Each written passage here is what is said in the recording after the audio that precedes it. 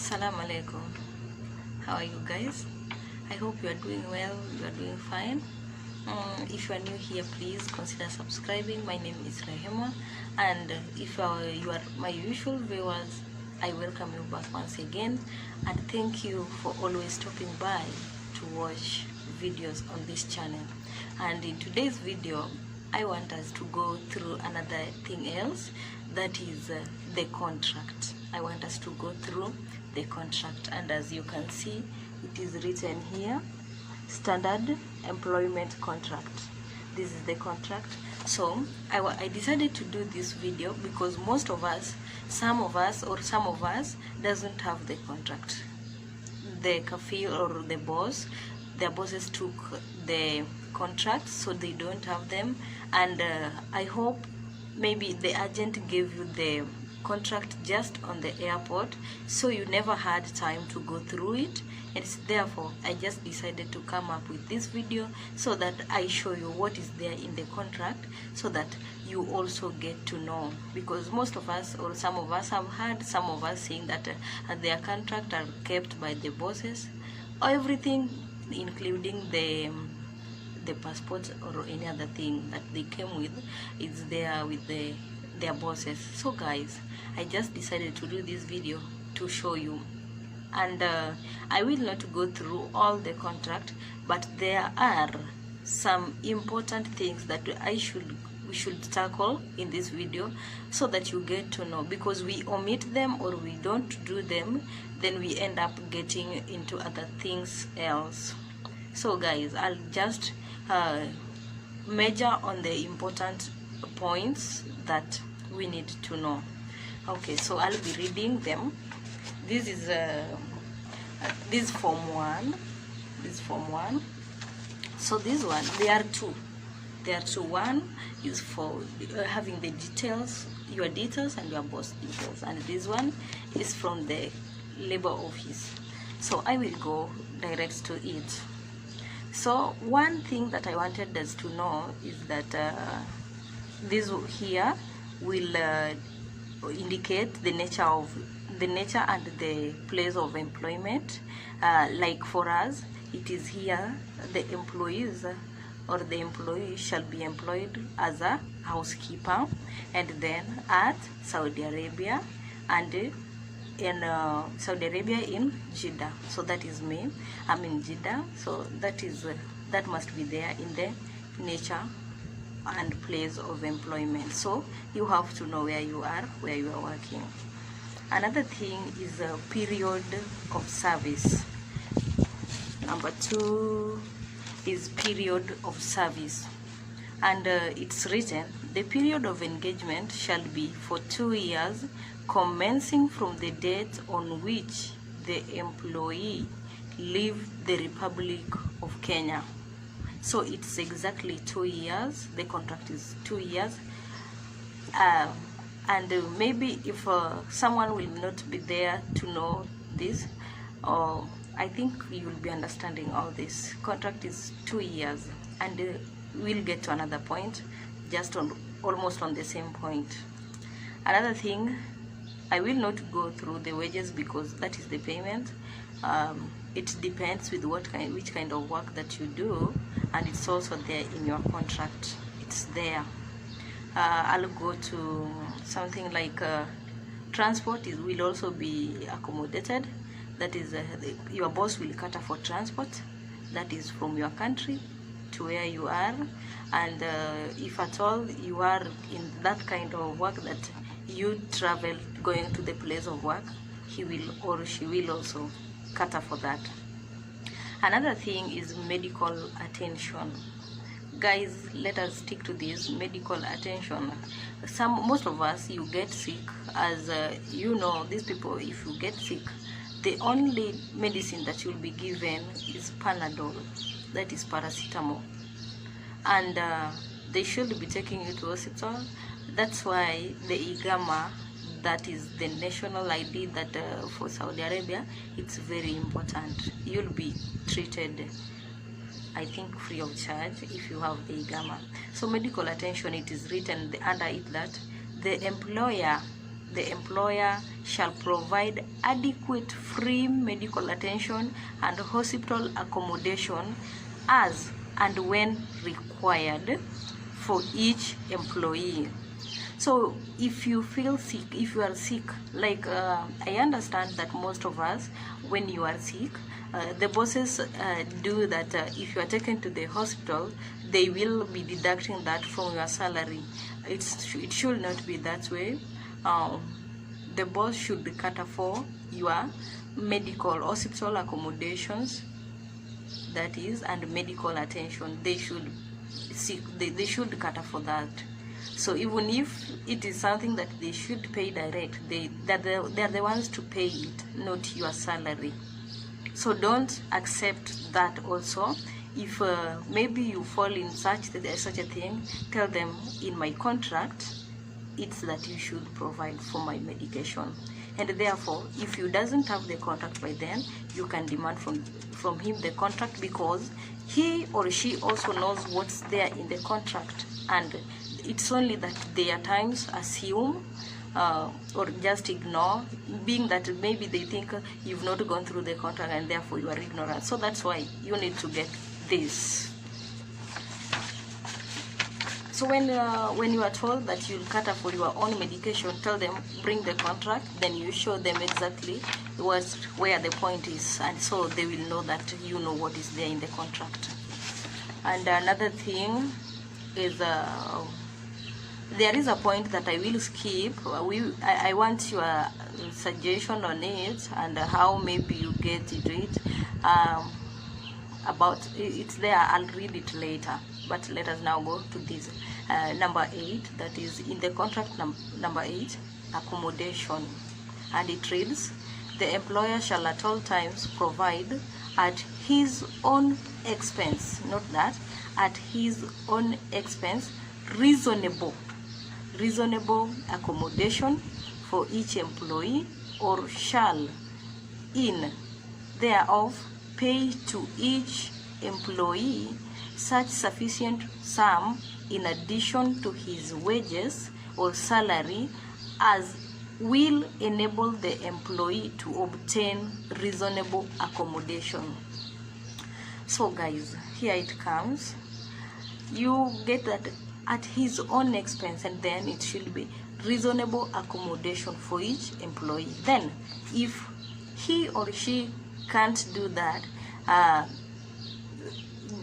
they should pay you such sufficient sum in addition to your salary, in addition to your salary, to enable you to obtain reasonable accommodation. It's there in your number 8. It's there in number 8. I don't know whether you'll get it.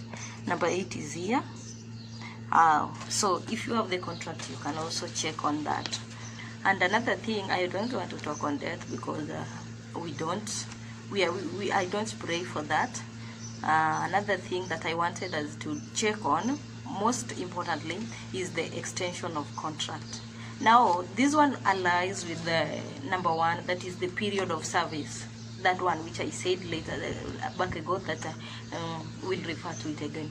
So here, extension of contract will go with the period of service. And remember, in the period of service, it was 2 years of contract, and it was said that commencing from the date on which employee leave the Republic of Kenya or any other country where you are, I think.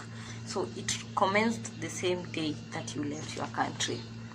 So here in extension of contract it reads, no employee who wishes to extend or renew his contract of employment shall be allowed to do so except with prior consent of a labor office, and any such extension of renewal shall unless the labor office otherwise directs, be deemed to be under the terms of this contract so far as applicable. So guys, you should not just extend your contract without the consultation from the labor office or even the office that brought you. You extend the contract without their notice at your own risk. because here is where, for instance, it reaches a time you get a problem after your contract expired.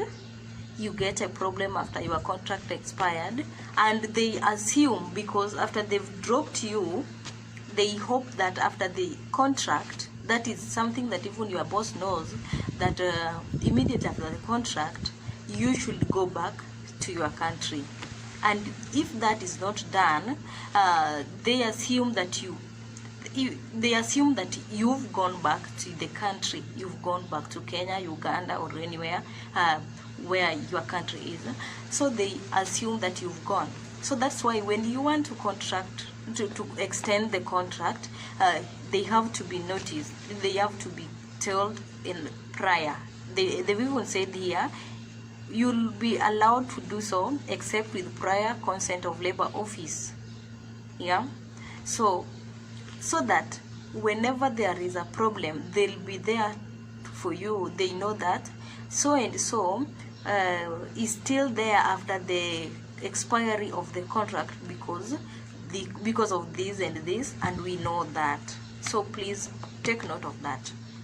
Take note of that. And in the other in this one with the boss, there is also somewhere stated that, and I will read it to you. And each employee hereby agrees, that one you'll sign. And so guys, that is the contract. The labor officer signs the signatures. Ensure you have these signatures.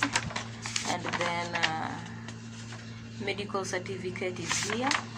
And then another thing that is most important, that maybe you've not realized, you see these, all these names, these are persons that you traveled with. These are persons that you traveled with from the same office. These are people from the same office that you traveled with. Or even if you didn't travel with, but your documents were made on the same date. Your documents were made on the same date. Like, for example, I didn't meet all these people, but you see here the date was 9th January 2020. So all these people, their contract was made on this date, and therefore you can always contact these people to know where they are well about, just to show that you care. And in that, I will go to this other. And as I said, there is a point that I'll come back to, because I want to know how you people say it. Here it will have the first page is a page where your employer's name details will be there, and then if you go to the second page, it's your details, you the employee. The employer's details are all there, including their identical number, the ID number, that is, and name, address, street. So if you don't know the street where you come from, check on this. Most of us, we don't know the streets where we come from or where we are, so it's important you can go through this and know the street where you are. Here is where also the number of the family is there. And guys, don't always expect a number below this or this exact number. You'll get the exact number, yes, or exceeding, yeah, but never expect below this. The contact is there, email address is there, so you can always get them from there. And the office name is also there, address, where it's email, all the things are there. And another thing is the here, another thing that I wanted to say, that I told you there that there is another thing that commercials there, that in another number there. So here is the employer and the DSW hereby voluntarily bind themselves to the following terms and conditions. You get that you bind yourselves to the following terms and conditions. 1, site of employment, that is either you are a housekeeper or any other person. Then number 2 is contract duration, and under that it is written the contract. You can read here the contract. So it is the contract shall be valid for a period of 2 years commencing from the date of arrival of the DSW in KSA, that is his Kingdom of Saudi Arabia. So the contract shall be valid for a period of 2 years commencing from the date of arrival of you in Saudi Arabia, and therefore the same date you are supposed to go back to your country after 2 years. Another thing is payment. Your payment will be stated there, and there is also your document is here, that is the certificate of good conduct is there. For this is photocopy of certificate of good conduct. There is something that is remaining here that I want us to check on, and I want you to also to give me your judgment or what you think about it. So this is the point, and it is number 6 in your contract. Let us come and talk about this thing through the on the comment section. I will want to know, or I may request to know what you think about this.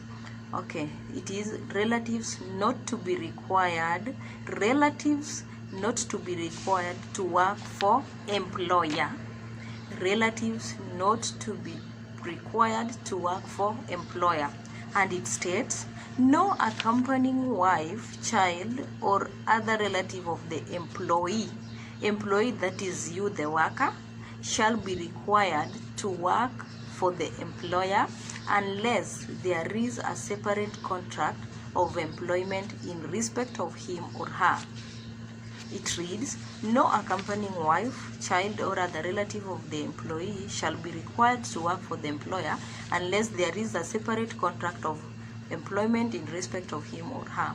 This thing, it's to me, as I get it or as I understand it, it means that me as Rehema, no relative of mine will be coming with me to this country to work for my boss unless he or she is coming with his or her own contract to this house.